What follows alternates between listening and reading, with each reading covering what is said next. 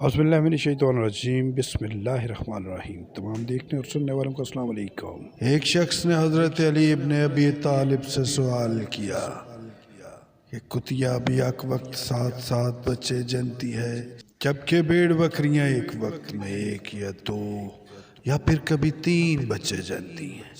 इसके बावजूद भेड़ बकरियों की तादाद हर जगह कुत्तों से ज़्यादा होती है। हालांकि हम आए रोज़ भेड़ बकरियों को ज़िबा भी करते हैं, कुर्बानी भी करते हैं, फिर भी वो हमेशा कुत्तों से ज़्यादा होती हैं। हज़रत अली करमुल्लाह वजहुल करीम ने फरमाया, यही चीज़ बरकत है। इस शख्स ने कहा, बरकत भेड़ बकरियों में ही क्यों है, कुत्तों में क्यों नहीं?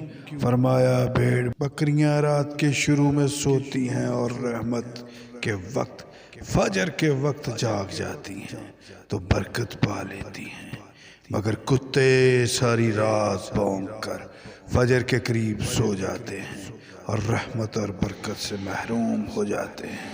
मैं तुम्हें नसीहत करता हूँ कि रात को जल्द सो और सुबह जल्द उठो, यही रिज़्क़ और औलाद में बरकत का ज़रिया है। उम्मीद करते हैं कि आपको ये वीडियो अच्छी लगी होगी। जाने से पहले चैनल को सब्सक्राइब ज़रूर कर लीजिए ताकि हम जो चाहते हैं आप तक पहुँचे, आप तक पहुँच सके। अल्लाह हाफिज़।